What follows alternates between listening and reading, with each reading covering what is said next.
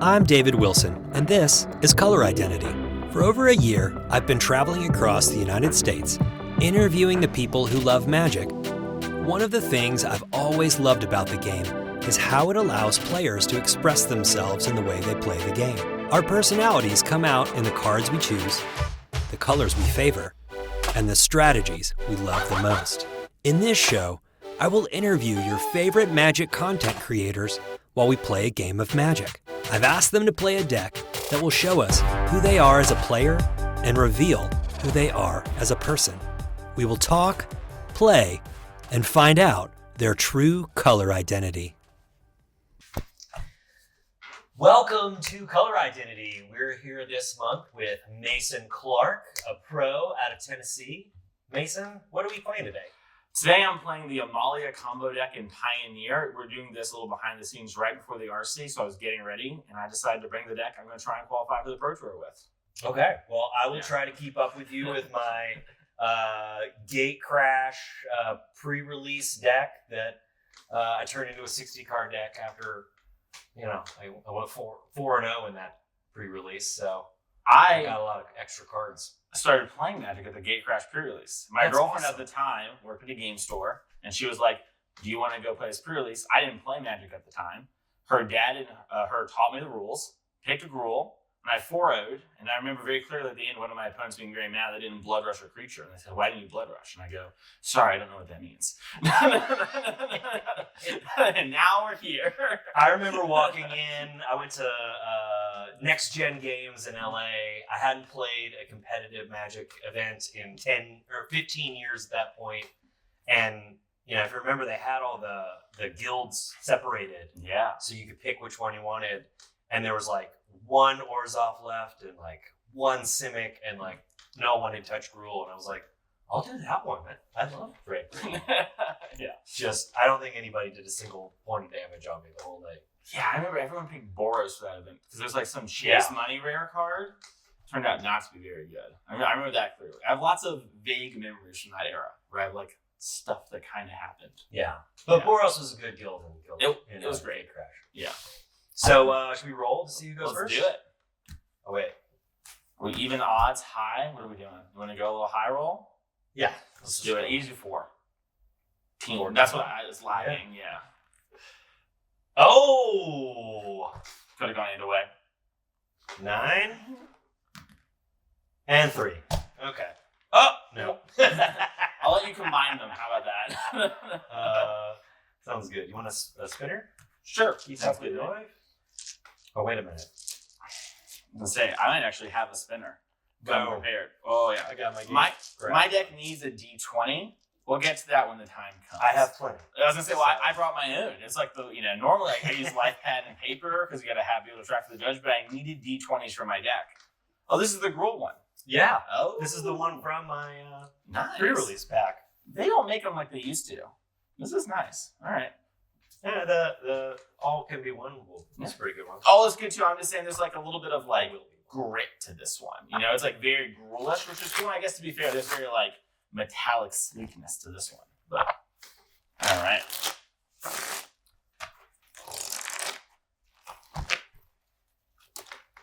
Here you go. All right. I hope I can keep up with your RCQ deck. I believe. So, how did you go from playing in a Gate Crash pre-release to going pro?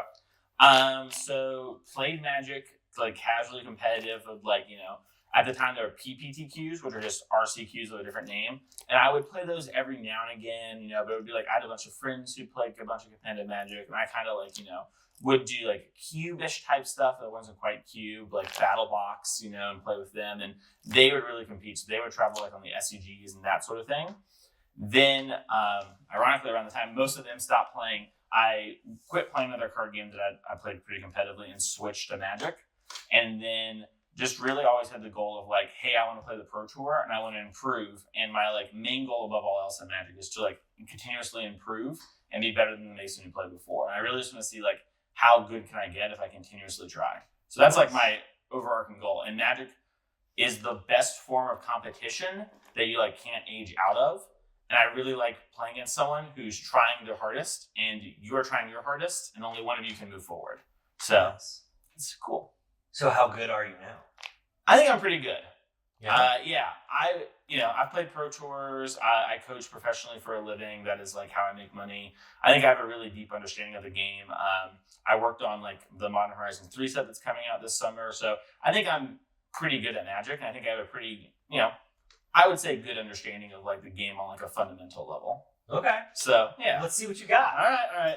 Never mulligan in my life though. It's my one weakness. Okay. Oh, so close. I'm a mulligan. So close. I was ready. I think I'm going to hold on to this one. All right. But yeah, no, I just started traveling, competing around 2019. Top 8 in my first Star City Games event. And just kind of kept going. COVID happened, which made the whole thing a lot easier. And then, did that and then, came back here, won DreamHack Dallas in 2022. Yordan's legal, that's right. Yeah. So did that and then, just never really stopped. So that's right. Yeah. That's cool. That's the story. Yeah. All right. I need you to cut me to a few more lands this time. So is Pioneer like your sweet spot or do you play a lot of different formats? So I play whatever I need to compete. I would say that my results in Pioneer and my love of Pioneer are directly opposite, where I continuously do well in Pioneer and I do not like playing Pioneer. What's that? I find, so Pioneer is plenty fun, and I will say this, I think playing Pioneer at like the casual store level, like at my LGS, the Game Cave. Game Cave. Yeah, like that is really fun. Like when you just sit down and there's like a lot of different unique decks, that's really cool and there's a lot of fun experiences. When you're going to a bigger tournament and you're trying to like meta game and figure out exactly what you should be playing and what cards you shouldn't, like should I prepare for this deck or that deck? That sort of thing. There aren't enough tools on Pioneer, I think, and it's getting there. Like the format's getting bigger. We're getting to the spot where you can kind of prepare in a more like, I would say, peace of mind way. But right now, you're really kind of like, well, I really hope I picked the right decks to battle against this weekend, and that can be a little frustrating at times.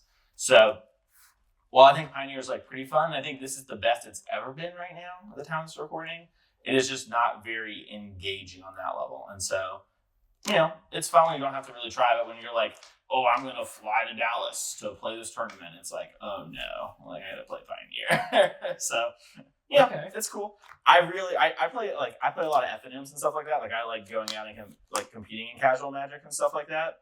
And I play all my Pioneer ones. But it's not the greatest time in the world. But it's not the worst time in the world. Okay.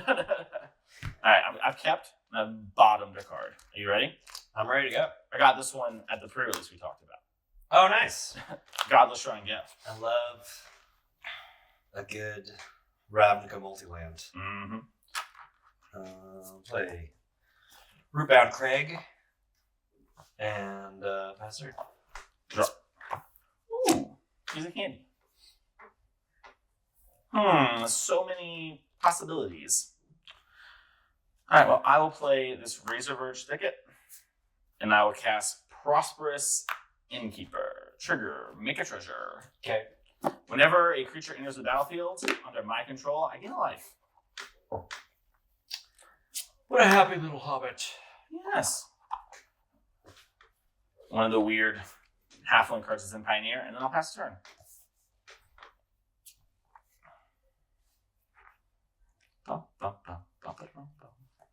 So do you find that, I know you mentioned you have frustrations with preparing for the meta of Pioneer. Is that easier to do in Standard or Modern? Yeah, so like with Standard, typically, so one of the things to keep in mind too is that Pioneer and one of its like appeals as is Modern is that like, oh, there's so many different things you can do and we're kind of just letting it naturally occur, right? And we'll step in as wizards if we have to. The experimental one. Ooh, an all-time favorite of mine. Yeah. And so when you're preparing, there's like naturally kind of occurs. And Modern has so many like answer cards, and the Horizon sets have really added a lot of them. Maybe too many in the case of Modern Horizons 2, but there's a lot of them, which is cool. And in Standard, it's much more like a board game, right? Like they really design and focus test standard to make sure there is like a decent amount of counterplay. Sometimes they get it wrong, right? And there isn't.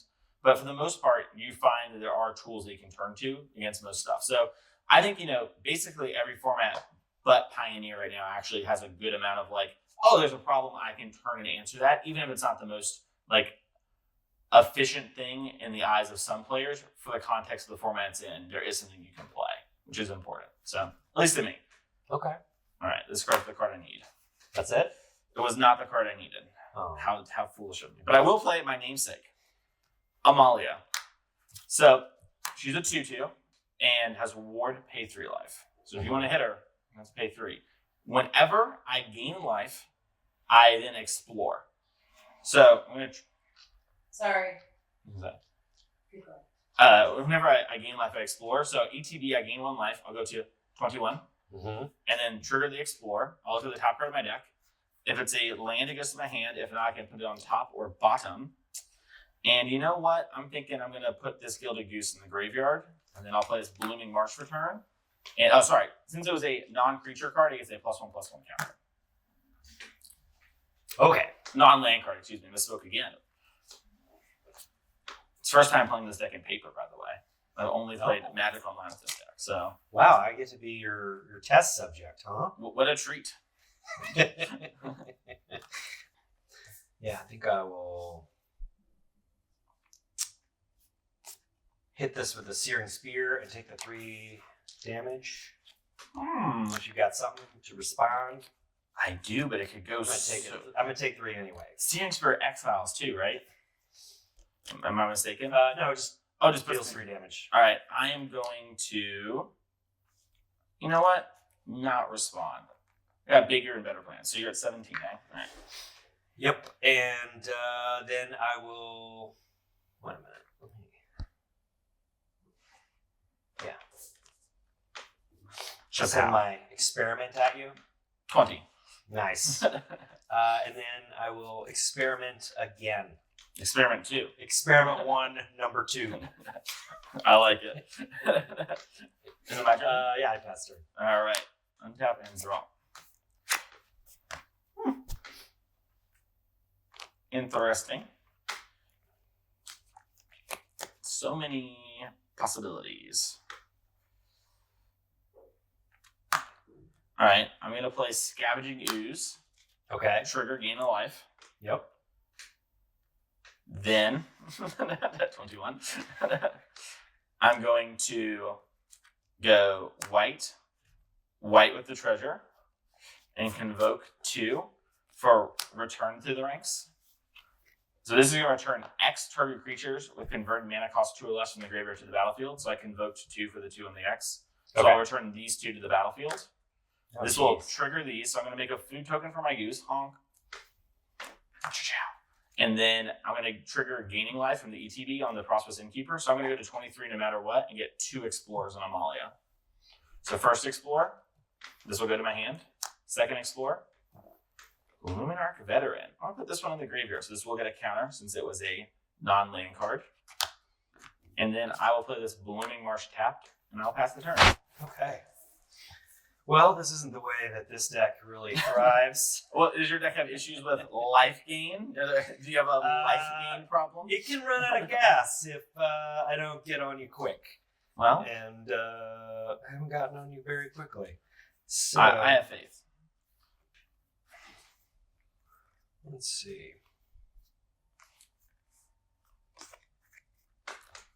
Mamma mia. You know what? I'm just going to send some experiments your way. No blocks. Okay. Any effects? Then, yeah. Let's add 5 there, so take 7. All right. I was a big fan of Blood Rush. That made It's a lot of sense to me. Like, you can keep your combat tricks on your creatures. It's a cool mechanic. All timer. It's so flexible and perfect. Yeah, it's nice. It creates some cool decision points, and you can't go too wrong, right? What are you going to do? Play your creature? Are you going to do not play your creature? All right. Is there anything else? I'm tapped out. Oh, I didn't know if you had a land post-combat. Maybe had the third experiment. Don't. If I had drawn a land, I would have done something else. I will play this land for turn, and I will cast Chord of Calling. X is 2. Okay. So I search my deck for a card or a creature card to put into play with mana value equal to X. Yes, of course. I think I've seen this guy. It's a really good one. It also has the Convoke mechanic, so I can tap my creatures. But I'm going to just tap these because I'm going to grab Wild Growth Walker. Okay. So things are going to get a little freaky now. Yeah, they are. You might be wondering why he had so many cards that seem unplayable in his deck. And now we're here. So I'm going to trigger my Prosperous Innkeeper. When a creature enters the battlefield, I will gain 1 life. So I'm going to go to 17. Then this will trigger Explore and Amalia. Mm-hmm. So I will explore. There's a Return to the Ranks. So I'm going to put this in my graveyard. I'm going to gain the counter here. When I explore, Wild Growth Walker triggers, and it gets a +1/+1 counter, and I gain 3 life. So I'm going to go to 20. I gained a life. I'm going to explore. I'm going to put this in my hand. Okay. This triggers because I explored. Gain 3 life. Do you get the joke? So, luckily, it does not create... This could accidentally create an infinite loop, but what's going to happen is I'm going to go back and forth until this is at 20, and then her effect will trigger, which will destroy every creature in the battlefield except her. Yeah. And then I will attack you for 20. So bang. Let's play again. Let's do it again. I think we may set a record on the number of games played during the interview. I'm down. In this one. So. Yeah. What was the other game that you were playing before Magic? It was a game called Card Fight Vanguard. I've never heard of that one. It's like one of those Japanese card games that like has an anime and like, it's pretty fun and everything. But like when I was a kid, I used to watch Yu-Gi-Oh! A lot and didn't have like a ton of friends growing up. I was a pretty shy person. I would say, unironically, the amount of words I've said today since I've got here on this set to now is about as many as I said in school outside of being called on until about sophomore year of high school. So I didn't have a cumulatively, not just like per day. Yeah, cumulatively. Like I just did not talk very much outside of being called on, and I was very anxious. Still am, but I've overcome a lot of it. And Yu-Gi-Oh! Was something I would go and play at the local card shop, and it was one of the few places where I felt a lot less anxious. So I played a lot when I was up until I want to say middle schoolish, probably 7th grade, and then stopped to focus on you're a high schooler now. Go get a real job. And so did that. And then when I graduated high school, I was like, you know what? I kind of want to play Yu-Gi-Oh! Again. So I did that, played a little bit. It was fine. Found Vanguard, played that. And then that was fun, competed in that. And then that led me to Magic. So card games have always been a big part of my life. That's great. Yeah. And I play, Hearthstone for a little while, play a lot of Marvel Snap on my phone now. Just a big card game enjoyer. They're kind of like my favorite way to kind of pass the time. So does it make it less of a pastime and something you can do to relax when you're doing it also to try and earn money? So I mean Magic a little bit, but a lot of it is teaching is where I'm creating money in Magic, right? Because it is coaching is the main thing. So and I kind of when I was growing up wanted to be maybe a teacher. So that part of it's actually very rewarding. And I have a lot of people competing today in LCQs, last chance qualifiers for the RC here in Atlanta. So after I'm done here, I'm going to go watch a bunch of these people and get to meet some of them in person for the first time. Some of them I've been in person before because it's all via Discord. But the answer is not really. I mean, sometimes it can be a lot, right? For this RC, there was a BNR announcement. So they banned some cards and they unbanned some cards. And my deck that I always played in Pioneer got banned. So it was okay, I figure out what I'm going to do. And so I played Magic basically nonstop, coached 8, went to the gym for an hour a day, every day. I'm on my grind. I'm going to get healthy by the end of next year. Nice. Doing that, and then slept, and then did that again every day, up until yesterday where I drove down here. And so for the last 2 weeks, I've been all in on Magic. It's been a lot. That's starting to grind. But normally I don't have to play that much. I have a pretty good understanding, and when formats don't shake up dramatically, a little goes a long way when you kind of know all the cards, you kind of know the play pattern specifically and kind of how cards interact. So I would say typically it's pretty fun and relaxing. Like I mentioned, I go and play FNMs, I go and do that kind of stuff. It is fun, And the other card games also kind of scratch that itch, right? Like, I don't know if you've played Marvel Snap, but like it's a game that takes like 3 minutes to finish a game, and it's really easy to knock out 2 or 3 of those. 10 minutes, feel like I got a lot out of it or whatever, because I played a couple games, and then move on and go do something different. So it's also kind of nice where that game was about 10 minutes, but most Magic games I would say like 15, 20 minutes, right? It's a little bit more of a time commitment. So I really like playing a bunch of different card games and just seeing like, oh wow, you can do that with a game. That's so cool. Mm-hmm. So cool. Yeah. So you're also into the game design aspects too. Yeah. You trying to maybe hope. I mean, you've worked with Wizards on Modern Horizons 3. Yep. And then you've got maybe some other things in the works. I have worked with Wizards at Modern Horizons 3. That is all I have done. Well, that's not true technically. I technically contracted on Assassin's Creed. There's a difference where like Assassin's Creed, I kind of like did a file pass where I like read the cards and gave feedback. When I worked on Modern Horizons 3, we were like doing this. We were playing games. I was in office. It was a much more hands-on, actually like working and tuning with the cards in comparison to being like, these are my opinions. So it's like, contractor versus, forget, they have a word for it. But basically, I was actually working on the set versus just giving opinions. So game design is my passion.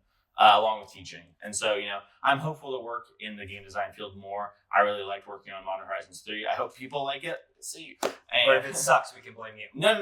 If it sucked, it wasn't me. But if it was great, it was all me. I don't know. We'll see. But I've learned from Magic players is we're really good at pushing the blame. So let me tell you about the set lead.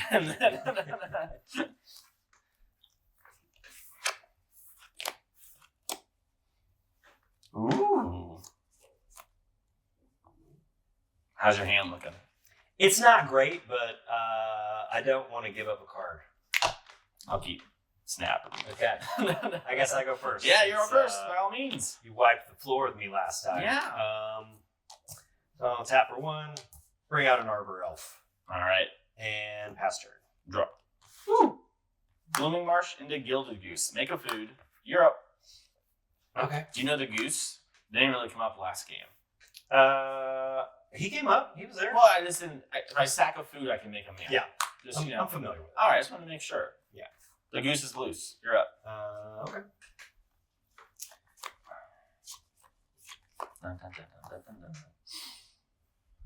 Okay, so I'm going to tap for a green. Yep.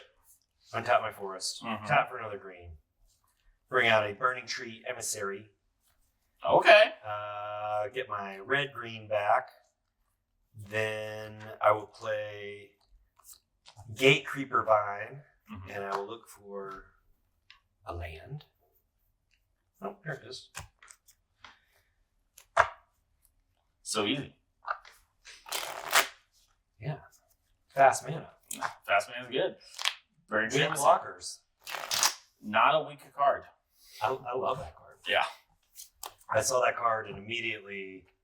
Oh, this is the card I found. I believe you. So I drop it. And...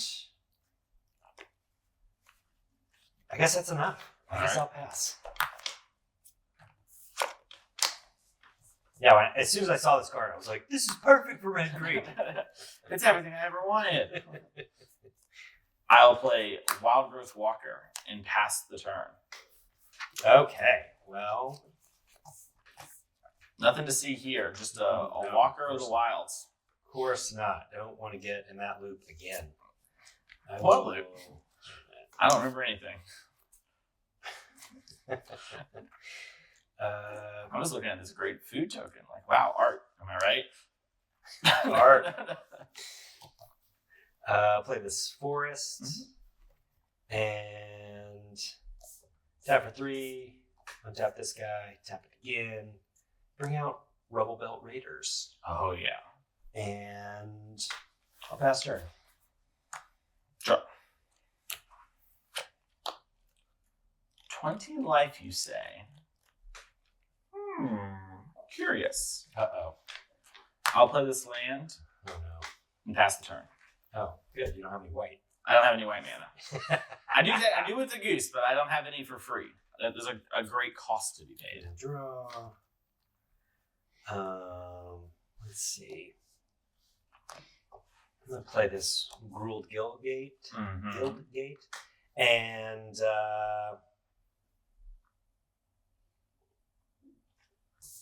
I'll move to combat, attack for 3, and she gets 3 plus 3 plus 3, or +1 counters.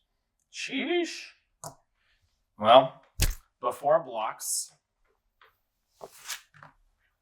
You know what, actually? I'm smelling some blood rush over there. Why? Why would you think that? I'm smelling some blood. Why You know what? so lowly of me? You know what? No blocks. Would you like to rush any blood?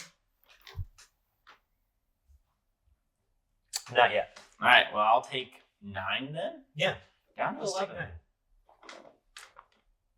9. All right. Named my card there.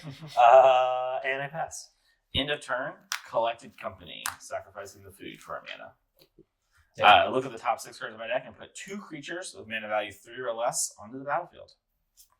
Ooh, I hit 2 creatures. How lucky. Prosperous Innkeeper and Extraction Specialist. Okay. In response, Yep. So this will trigger and I'll be gaining 1 life. I will kill your wild growth walker. Dead. Dead. Dead. Revival. Nice. All right. For what it's worth, all that matters now, it has lifelink. It has a 3/2.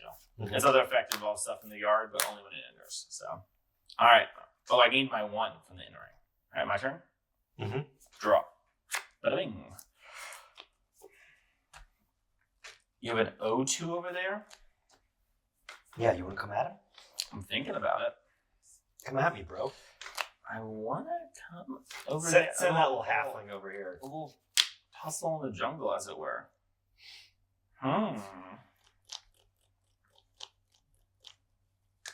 Interesting. So did you grow up in Nashville? Yep. Born and raised. Nice. So, Same. it's a great place. I like it. All right. I'm going to play Dinah Soul Stepper. Or Sleeper, excuse me. Misspoke. She's a 1/3. Whenever I gain life, each opponent loses 1 life. Mm-hmm. And I can sack a creature to give their power to Dinah. A little Blood Rush-esque. So, in a battlefield, gain a life, you lose a life. All right, got a 19. Yeah. And then I'm going to play Mana Confluence for turn. It's a spin down. I can't It's a spin down. I wasn't going to bring it up. Then I'll play Scavenging Ooze. I'm going to lose a life to play the Skews for mana, but then I'm going to gain it right back, which means you're going to lose a life. Okay. Alrighty then. And I think with that, I'm going to pass the turn to you. Okay. Let's see what happens. Yeah. Okay. What's the activation for secondary ability? Just 1? It's 1 mana and sacrifice another creature. Oh. Which I do have the 1 with my treasure up. You do. No reason. Okay. I'm coming at you. Just These like 3 that. guys again. Except she is now a 9/9. 9/9. 9/9. That's pretty big. I'm not going to lie. It would hurt. It would smart a little bit. May I move to blocks? Yeah. All right. I'm going to... See, I'm a professional. I go, may I move to blocks? Very, very professional of me. All right. I'm going to block like this. Do you have any effects?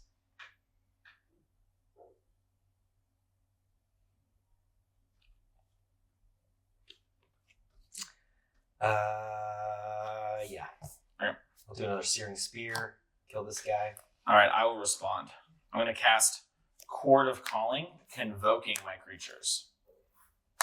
Okay. So I'm going to search my deck for a thing that costs 2. I'm going to get Amalia. So I don't have an infinite thing here. I just get a little value. Yep. So she's going to enter the battlefield. I'm going to gain a life up to 14. And then I'm going to explore. We're going to see what happens after I explore. Because I'm going to figure it out. But you will lose a life because I have gained a life. Yes, I do. Here you go. All right. So this goes to the graveyard. I reveal my top card. Pow, it's another Amalia. All right. She's going to get a counter. And you know what? I'm going to put this in the graveyard. Your Searing Spear may resolve, killing this. And then Is there anything else you want to do before damage? Nope. Before damage, I'm going to pop the treasure then, and I'm going to eat my Amalia to gain 1 life and give Scavenging Ooze a +1/+1 counter. Okay. Which will then trigger my Amalia. So I'm going to be at 15 from life gain there. Explore. Put this land in my hand. I don't get a counter. All right. And then the goose is dead. Goose dies. Yep. And this wasn't a fair match. Yeah, didn't go close on that one. Okay. Well, All right. let's see what you got.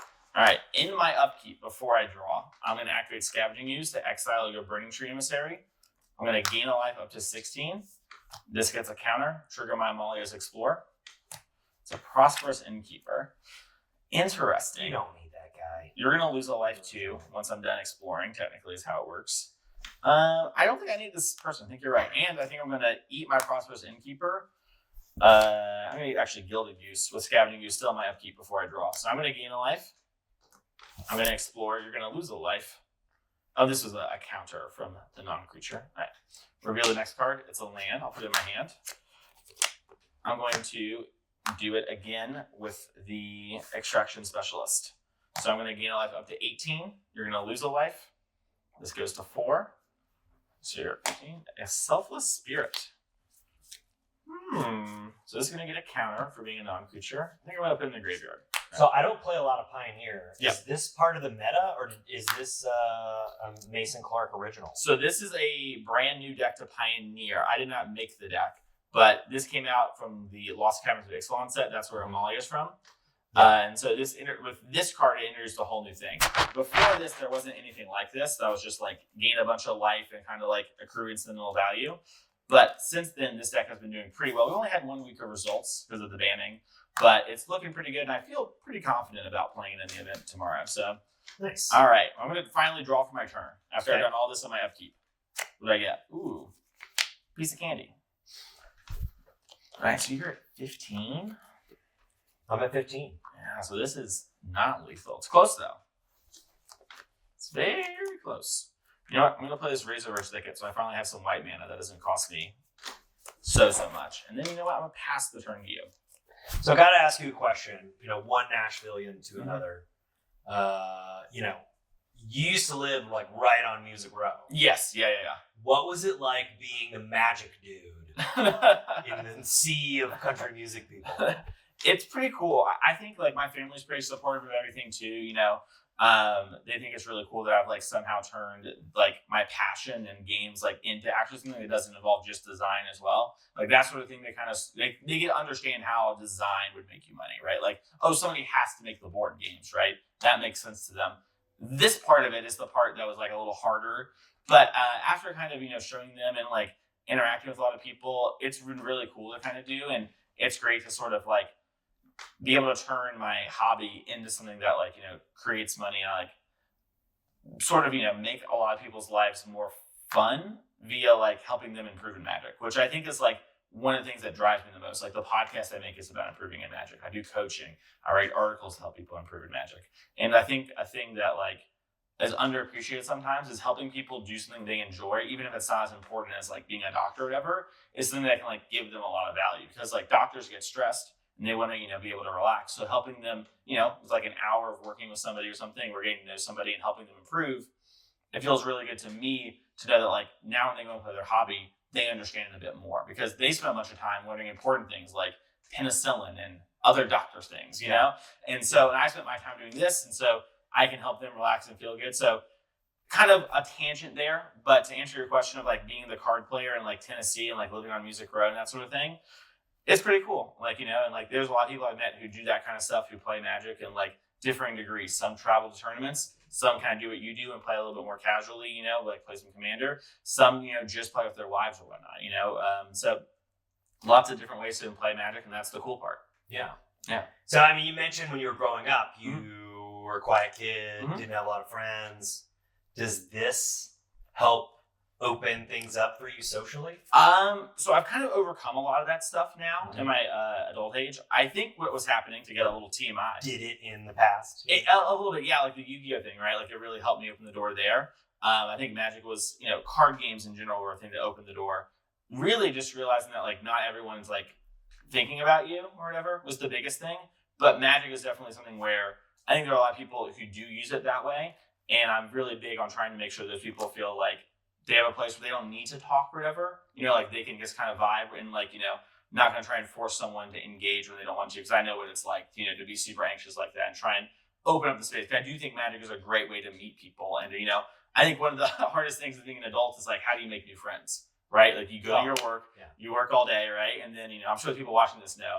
And they're like, you work all day, you go home, you got to take care of a couple things. Maybe you have kids, a dog, a partner. When are you supposed to go and meet new people and like have interactions unless your old friends meet someone somehow via their work or their wife or their partner, you know? And so it's just like really hard, and magic opens that door up for a bunch of people. And it's made me meet, you know, so many people. Like, you know, I have friends who live all over the world, which is like an impossible thing to think about, really. Like, how would I have ever met like my friend Jess, who's like Australian, without magic? Like, Right. How, like, there's no reason our lives would ever cross. And like, at least the serious way, right? Like, maybe we bump into each other at an airport, but like, there's just no reason for us to ever connect. And I think that's one of the coolest things about magic, is it does open the gateway and the door to like talk to people and have a shared knowledge. You play at the Pro Tour, sometimes your opponent doesn't speak English, but you can still communicate and have some camaraderie because there's this experience, you know? And I definitely had some like post-game breakdowns with people who don't speak English, but like we were able to kind of communicate, and like, you know, they were like, oh, like this or this, and it's clear like there's a decision point, and they were talking about it. And I was like, and then I like point a different card, and they're like, you know, and so it was a really cool experience to have stuff like that. Yeah. It's almost like a Rosetta Stone. It's like, yes, you know, magic is printed in so many languages. Yes. We can see the art and be like, I know what this is. Yeah. I can't read this part. Yes, exactly. But I think it's interesting what you said about, you know, how hard it is to make friends as an adult. Mm-hmm. You know, because if you think about it, when you're making friends when you're a kid and you're going to school with them, usually, like you see those people 6, 7, 8 hours a day. But when you make friends with somebody, you know, as an adult, you've got busy lives. Like maybe you get together for drinks once a month and see them for 2 hours. You just don't get those reps to really like build a camaraderie and really get to know somebody. But, you know, if you're like a regular at Friday Night Magic or something, you go and you see those people every week and you're sitting there talking about something you both enjoy for, you know, a couple hours. It really speeds things along, I feel like, quite a bit. Yeah, it also really opens the door. Like one of my best friends, Daniel, used to live in Nashville, but he was from North Carolina. And he and his wife moved back there to like, they both grew up there, and they're like, oh, we're going to move back. You know, and it's like, sucks, I miss him, whatever. But I still get to see him because of this. And there's that excuse to call, you know, like we, you know, talk about in society, it's so hard to actually connect or like start a genuine conversation that isn't like the end of the world type stuff. And it's like, or complaining. Yeah. It's like, did you see this Amalia deck? Or Mason, I'm playing Amalia. Are you playing it? Me too. Let's talk about it. You know, like it opens the door, and like, you know, I'm going to go get lunch with them after this. So like, it's really cool that like there's something that like we get to both do, we both kind of want to do, and we like get to overlap in that way. And, you know, imagine 20 years ago where something like we didn't have a game like Magic or a hobby that like connects you. Me and Daniel would maybe, you know, write a letter. Like maybe he comes to town and thinks to call me, but like now we get to engage, you know, all the time over this sort of shared hobby, which is really cool. That's great. Yeah. I love that part of it. Same. Is it your turn? No, it's your turn. Is it my turn? I gained some life. I'm a bit of a coward. I don't want to attack. Oh, okay. Yeah. So you just pass. I just passed. Nothing to see, nothing to do. Okay. Oh. Oh, ooh, me? Oh, mine. All right. In fact, I did. It's your right. All right, so this guy's 6'6" and she's 5'5". Yep. And this is 1-3. You seem to like didn't care about the 1-3, but I figured, you know, like 1-1. The ones that are printed are easy to keep track of. Block. Yeah, I don't quite have enough to take you all down. But I can drop this Gruul keyring right on your face. All right. I love the keystones. I feel like they're a very underrated cycle of mana rocks. Yeah. I mean, there are 3, which I know people gravitate more to the 2 casting cost. One of my Or the 0 if you can afford it. Yeah, one of my least favorite things is like someone's like, well, there's a better version of this card. Why would I ever play this version? And it's like, yes, if all you ever want to do is like maximize that sort of stuff, sure. But also like from like a bigger picture standpoint, your Soul Ring isn't a mana sink. Like this thing turns into a 3/3 or something like that. 3/2. 3/2. With trample. Yeah, so like, like if we, if you're playing a deck where you have all the best cards without history and commander, then yeah, Soul Ring's a lot better. But like if you're playing with cards you opened, well, this card's real. Like it's a 3/2. If I put Soul Ring in my deck, I don't have anything good to play. It's kind of stinky. What if like, I flood out or whatever, and now I'm like, hit you for 3. Suddenly you might win. Or there's a board wipe. Yeah, there's a board wipe. Yeah, there's just. I can still come at you the next round. Yeah, Magic players love to say that card's bad, and my thing to do is to love to show them a reason why it might be good. Try to find the good in stuff. Yeah. This was such a good block, too. It was just so complete. Like all 10 guilds were represented. I mean, no other plane has really done like the 2 color, guild combinations the way that Ravnica did. And it was just like, it doesn't matter what kind of Magic player you are. Like that, the Return to Ravnica block, like really tickled whatever it was you liked about Magic. Yeah, I think there's a reason we've gone to Ravnica so many times. It's so iconic. Like it really hits the resonance, and like not only like for its world, but also for players. Like players really do identify with guilds. Like people say like I'm an Azorius player, which is like a thing that you like. I think it's underappreciated once you're in the scene a lot, but like to have something that's so iconic and makes sense to players that they resonate and call themselves that, I think is something truly special. So do you have an affinity to one of the Ravnica guilds? This is interesting. I know you play everything. Yeah. Because you're a pro. Of course, yeah. Is there something where you're like, oh, this one is my warm, fuzzy blanket. I love it. I mean, there's like a special place with Gruul in my heart, because that's the one I played in the pre-release. I would say that like as a person, I'm probably like Selesnya the most.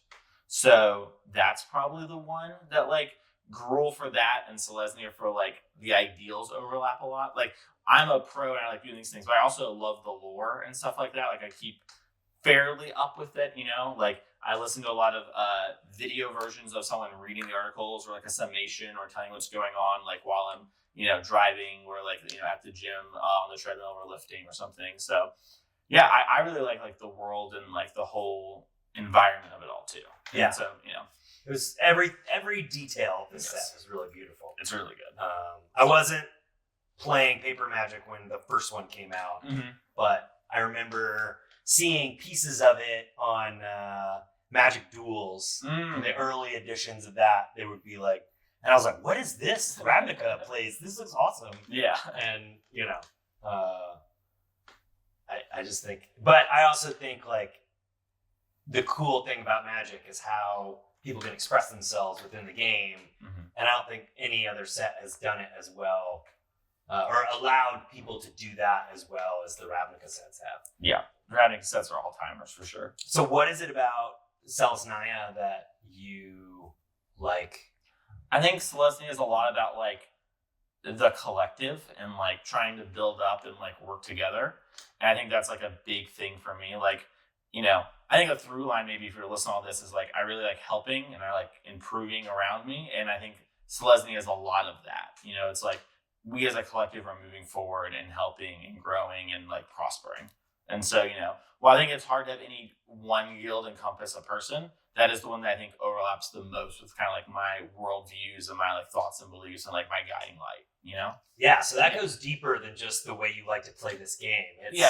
Oh, in fact, Selesnya is like philosophy as a person. Yeah, I would argue like if it comes to gameplay, the guild that's probably the most like me is probably Azorius, maybe Simic, depending on the day.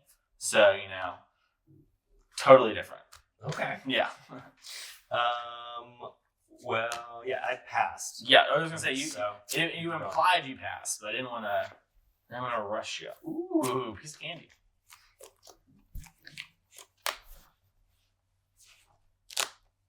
I'm gonna cast Quarter Calling for X's 2. Okay. I'm gonna search my deck for Wild Growth Walker. Yeah. I'm going to gain a life. So it's over. Use a life, yeah. This will actually kill you now before this, which is a nice little change. All right, let's. I thought I was going to lose there for a second. My hand was kind of rough. I thought I had a pretty good chance in the beginning, and then I kind of ran out of gas a little bit. I was thinking if you had Gore Clan Rain Pager. That's what I was looking for. Yeah. I was like, I opened 2 of those in my pre-release kit. Me too. Yeah. I also got the Ogre Rampager guy. Yes. Yeah. 3/3 double strike. Mm-hmm. And the rubble. Rubble Belt Maka. Yeah, that guy. I mean, it was like all the good rule cards, and then when I brought home those packs, I think I got like 12 packs or something. Mm-hmm. It had even more awesome rule stuff, and I was like, well, I'm just gonna keep this deck together and build it up a little bit. I like it. It's been kind of my go-to kitchen table deck for Nice. 10 years now. I like it.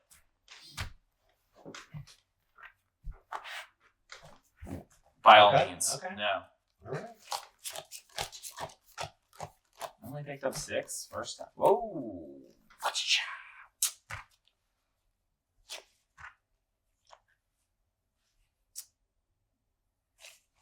Okay. Here you go. Depresso Emily? espresso. Yeah. Okay. Yeah, one of the nice parts about this deck is that it can like go to 4 and still pretty easily win on turn 3. So, got that going for me. Yeah. Yeah, that's a nasty combo. Yeah. Yeah, it's interesting. One of the cool things about Magic is just like a lot of the ways you can think about stuff or like tackle problems, right? There's like a lot of tools you can solve problems. Some players, like myself, have chosen to play this deck and think it is incredibly well positioned and very strong. Other very strong players think it is not very well positioned and not very good. So it's very interesting to see like you view the world or the way we play the game one way and I view it another. And it's like we're having, opposing views about this deck that, somewhere I would argue in the middle is probably the truth. But it is, very interesting to see like, oh yeah, these other really strong players just think, not really. So what are you scared of matching up against? Azorius Control. I cannot beat the blue-white cards. They are very, very good. They have like a lot of counters and board clears and things that I hate on my graveyard. So that matchup is a huge problem. After that, not really too much of that. Like, I would say this, if it's like a threat level assessment, it's like, that's like Godzilla, blue-white control. Nothing can stop it. And everything else is like much more manageable. It's like a typhoon. It's going to cause some problems. Nothing's really going to like. But even like an Esper mid-range or Grixis is not going to. No, I'm actually. So the secret is, you would think my deck is pretty good, but it would be bad against kill spells, right? It looks like that would be like, well, Mason's trying to assemble 3 creatures, and Idol's blah, blah, blah, and then he loses. But my deck's actually very good at playing against decks that their whole game plan is just like kill a thing. Because you keep bringing things back. I keep bringing them back, and I keep having cards generate more than one. And the secret is I don't really win with the combo against them. I just hit them a little, and Amalia's ward to pay 3 life is the difference. Because it's like I basically bolt you every time you kill her. So if you kill her 3 times, and I hit you with like, a bunch of my little guys for like, let's say 8, suddenly, you're at like 4, and it's like, oh, what do I do? Like, he's threatening the combo, and if I get you low enough, you can't even kill her without dying. And that's actually where I messed up. I didn't think this deck was good at first, because I undervalued just like how much the life on Amalia matters. And then after playing it and talking to some people, I was like, oh, I made a mistake. This was a great learning moment. I underappreciated how much that would come up. So It's cool. Content student of the game. Have you played a lot of Abzan in the past, or is this kind of a new suit for you? I'm going to keep it bought in this one. When Khans of Tarkir was around, which is a little bit before I started competing, I played the Abzan cards a lot. But I haven't played Abzan since Khans, I think, honestly. Are you psyched that it's back on Arena? I am, yeah. I was playing a little bit on the way, well, not the way here, but when I was just waiting around to pick up for someone here. I was like at the airport parking lot. Yeah. Drive and play Magic. Not well for either. Okay, so I'm kept. You happy with this one? Yeah, it's as good as I'm going to do. I'm just going to throw out a Rural Guild Gate and pass turn. So the perfect card. Had it. Shock, I'm at 18. Give me a food. You're up. Okay. Okay. By the way, speaking of expressing yourself, not to interrupt you, but one of the things I like about Magic is like, you have these little tokens or whatever, right? And like you get to like show off who you are as a person. Like I have like, oh, this cute little food. Oh my goodness. Oh. And that's I can't all. use that last one, but I'll just bring out 2 2/2s. There are pioneer decks that people bring to big tournaments that do this. They just put a bunch of Burning Stream series in play, and then they give them haste, and then I die. All right, I'm going to play Concealed Courtyard. How do you get haste on turn 2 for? There's a card called Reckless Bushwhacker, and it's 2 in a red, 2/1, and then if you cast another spell this turn, it costs 1 in a red. And when you cast it, all your creatures get +1/+0 in haste. So you go like Burning Tree. That guy, that's nice. And that guy has haste. You attack me for like 8, and I'm like, oh, I'm at 10. It's like a pretty good strategy actually, even though it seems like it'd be kind of right up my alley. True. All right, I'll play Prosperous Innkeeper. Then I'm going to use the food to play a goose. Get the food, gain a life. Okay. And I have the treasure for my Prosperous Innkeeper. You do. Yeah, you're Food and treasure. Yep. Got it all. Game pieces. Okay. I'm swinging for 2 or for 4 15. with 2. And then bring out my Vinekeeper Creeper Gate.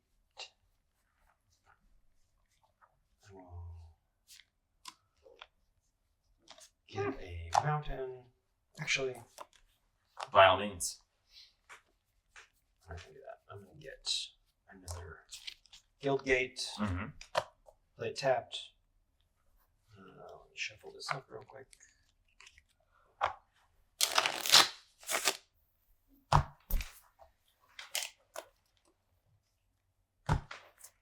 And I pass. Alrighty then.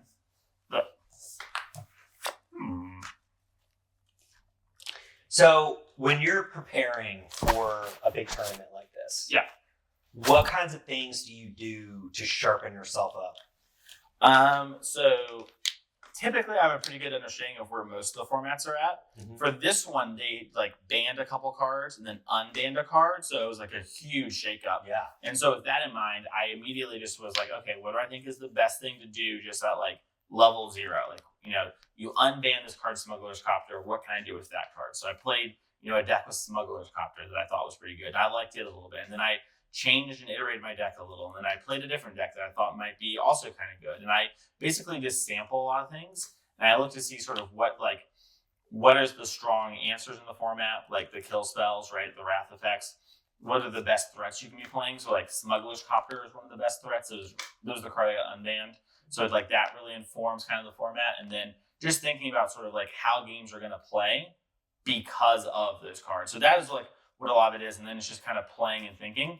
I would say I do a lot more thinking than I do playing just in general. But for this event, I just had to play a lot because I don't have that wealth of knowledge to like draw on from all of these cards being unbanned and banned. Just changes up a lot of what the content is. But typically, I just think a lot. I don't actually like practice that much. And so, but like when you are playing, are you playing online, or do you have a game, play group that you test with? Or? So for this event, I actually did a pretty cool thing where like a bunch of people that get coaching from me, I kind of like made a Discord and we worked together. Because there's a lot of people too who like, we mentioned you're a husband or a wife and you're doing all these sort of things, right? You don't have time.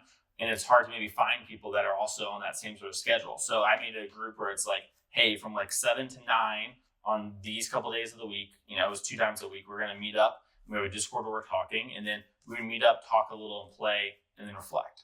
And there are definitely people I play with locally, some, but because I recently moved to Cookeville, Tennessee, so it's like just a little inefficient to play in paper, which is a little sad, because if I'm at home, I can just like grind Magic Online games, and I can play a bunch versus people all over the world. And one of the cool things about actually these big changes is there were a lot of people having to play because no one really knew. So I was queuing into a lot of really strong players from like all over the world. There's this player named Lavunga who I queued into, who's I believe Brazilian, and they like are really strong, and I like got to play against them, you know, and like that's not something you always get to do because sometimes like other strong players are busy living life, or they only play like the challenges, which are like the Magic Online tournaments. They don't play the like free play or like the couple buck rooms, basically, because like there's no real need for us to, right? Right. So I do it for fun, but like now there's a reason that everyone's really trying. So to answer your question, don't play a ton of practice in paper, but when I do, I find it to be very efficient. But it is just pretty hard to sort of do that, and you know, Magic Online is just so good at jamming and so many different people of differing opinions too. When I play in paper, we might like, you know, have an inbred metagame and like think things are a certain way and they aren't actually that way. So that is like one of the pitfalls of preparing. You know, it's like you got to make sure you're not like, oh, am I like overthinking what's going on? Like, this is actually what's happening. Okay. All right. Cool. Well, shock 13. I'm going to cast Collected Company using the food from the goose. Okay. Don't worry about it. Cool. Was that part of your plan? Yeah. That's part of my big plan. All right. I'm going to get Wild Growth Mocker and Amalia. Trigger, gain life. Blah, blah. You're not dead, but I do have a 22-22, and I'm going to gain about 80 life. It's not actually deterministic how much life I'll gain, but you are technically alive if you have some way to block this Amalia, because what's going to end up happening is... But she doesn't have trample, right? She doesn't have trample, so all these creatures are going to die. And all your creatures are going to die, but it's going to be your turn, because I did this on my main phase. You're technically not dead if you want to... You so can, these guys are... I've unironically lost 2 decks because of this. So what's going to happen is we're fast-forwarding a little bit, but I have to reveal cards on the top of my deck, and I need to hit 18 spells, technically. All right, so that goes there. And at any point, I can stop and leave a spell on top. Lands go to my hand for free. Wait, is this something from Amalia? Oh, this is exploring. This is the combo, yeah. I'm just doing it in real quick time here. So 3, 6, 9. I have 9 more spells I can find. All the lands go to my hand. This goes to the graveyard. This goes to here. This goes to here. This goes to here. This goes to here. This goes to here. There we go. I'm going to leave this on top the rest of the time, since I can leave a card on top. So 3, 6, 9, 10, 11, didn't cheat you. So I'm going to gain 18 times 3 every time, no matter what, which is 54, plus 3 from the last iteration of it, which is 57. And then I'm going to gain 1, 2, 3, 4, 5, 6, 7, 8, 9, 10. So you still get from the... So they technically are all on the board when this is happening. Oh, and then it blows up. And then it blows up at the end. Yeah. So this all happens. So I have 57 here, and then I have 63, 66, 69, 72, 75, 78, 82, 85, 88. Plus the 1 life from the creature in the battlefield. I'm going to gain 89 life, which will put me to 99. Okay. Or 98, excuse me. All right. And these are all in my hand. These are all in the graveyard. And then I already played a land for turn. So you know what? I think I'm going to discard some of these lands. You're up. All right. It's this is a 20. Easy play here. I mean, just got to get you Well, down. this is why I said I needed the 20 dice. 99. Yeah. It could go either way. Yeah, I mean, best I can do is... Yeah, I mean, blockers are pretty good. Actually, yeah. Yeah, you feel free to take it back. I have 99 life. I won't mind. Got 99 life.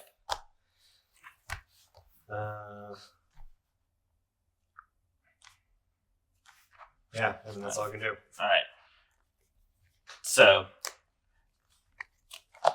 now what happens is, so I have you sort of here. Now this is like the funny part of the deck I wanted to show for the video. I'm going to cast Return to the Rings after I play this land.